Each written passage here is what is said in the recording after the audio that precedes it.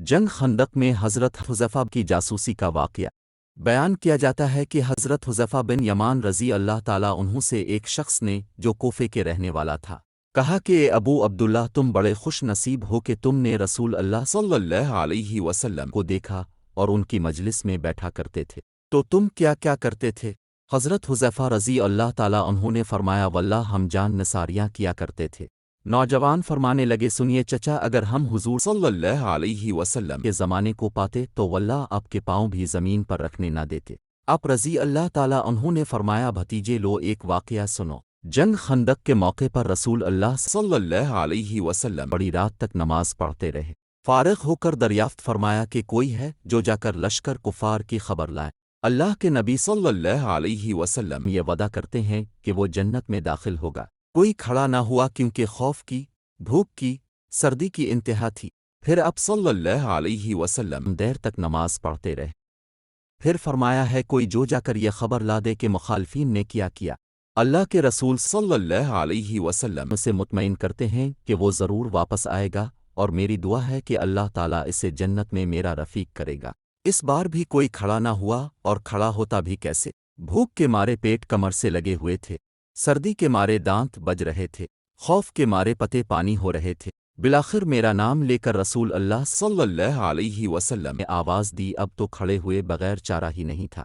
فرمانے لگے حذیفہ تو جا اور دیکھ کہ وہ اس وقت تک کیا کر رہے ہیں، دیکھ جب تک میرے پاس واپس نہ پہنچ جائے کوئی نیا کام نہ کرنا۔ میں نے بہت خوب کہہ کر اپنی رالی اور جرت کر کے مشرق میں گھس گیا۔ وہاں جا کر عجیب حال دیکھا کہ دکھائی نہ دینے والے اللہ کے لشکر اپنا کام پھرتی سے کر رہے ہیں۔ چولہوں پر سے دیگیں ہوا نے الٹ دی ہیں، خیموں کی چوبیں اکھڑ گئی ہیں، آگ جلا نہیں سکتے اور کوئی چیز اپنے ٹھکانے نہیں رہی۔ اسی وقت ابو سفیان کھڑا ہوا اور آواز بلند آواز میں کہنے لگا کہ اے قریشیوں اپنے اپنے ساتھی سے ہوشیار ہو جاؤ، اپنے ساتھی کو دیکھ پال لو، ایسا نہ کہ کوئی غیر کھڑا ہو۔ میں نے یہ سنتے ہی میرے پاس جو ایک قریشی جوان تھا اس کا ہاتھ پکڑ لیا اور اس سے پوچھا تو کون ہے؟ اس نے کہا میں فلاں بن فلاں ہوں۔ میں نے کہا اب ہوشیار رہنا۔ پھر ابو سفیان نے کہا قریشیوں ہم اس وقت کسی ٹھہرنے کی جگہ پر نہیں ہیں، ہمارے مویشی، ہمارے اونٹ ہلاک ہو رہے ہیں۔ بنو قریظہ نے ہم سے وعدہ خلافی کی، اس نے ہمیں بڑی تکلیف پہنچائی، پھر اس ہوا نے ہمیں پریشان کر رکھا ہے، ہم پکا کر کھا نہیں سکتے، آگ تک جلا نہیں سکتے، خیمے اپنی جگہ ٹھہر نہیں رہے۔ میں تو تنگ آ گیا ہوں اور میں نے تو ارادہ کر لیا ہے کہ واپس ہو جاؤں، بس میں تم سب کو حکم دیتا ہوں کہ واپس چلو۔ اتنا کہتے ہی اپنے اونٹ پر جو بندھا ہوا بیٹھا تھا چڑھ گیا اور اسے پاؤں مارا کہ وہ 3 پاؤں سے ہی کھڑا ہو گیا، پھر اس کا پاؤں کھولا۔ اس وقت ایسا موقع تھا کہ میں ایک تیر میں ہی ابو سفیان کا کام تمام کر دیتا، لیکن رسول اللہ صلی اللہ علیہ وسلم نے مجھ سے فرما دیا تھا کہ کوئی نیا کام نہ کرنا، اس لیے میں نے اپنے دل کو روک لیا۔ اب میں واپس لوٹا اور اپنے لشکر میں آ گیا۔ جب میں اپنے لشکر میں پہنچتا ہوں تو میں نے دیکھا کہ رسول اللہ صلی اللہ علیہ وسلم ایک چادر کو لپیٹے ہوئے جو آپ کی کسی بیوی صاحبہ کی تھی نماز میں مشغول ہے۔ آپ نے مجھے دیکھ کر اپنے پیروں کے درمیان بٹھا لیا اور چادر مجھے بھی اڑا دی، پھر رکوع و سجود کیا اور میں وہی چادر اوڑے بیٹھا رہا۔ جب اب فارغ ہوئے تو میں نے سارا واقعہ بیان کیا۔ قریشیوں کے واپس لوٹ جانے کی خبر جب قبیلہ غفان کو پہنچی تو انہوں نے بھی سامان باندھا اور واپس لوٹ گئے۔ روایت میں ہے کہ حضرت حذیفہ رضی اللہ تعالیٰ عنہ فرماتے ہیں جب میں چلا تو باوجود کڑاکے کی سردی کے قسم اللہ کی مجھے یہ محسوس ہوتا تھا کہ گویا میں کسی گرم حمام میں ہوں۔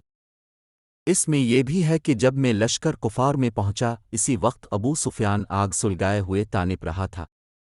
میں نے اسے دیکھ کر پہچان کر اپنا کمان چڑھا لیا اور وہ بالکل میرے سامنے ہی تھا۔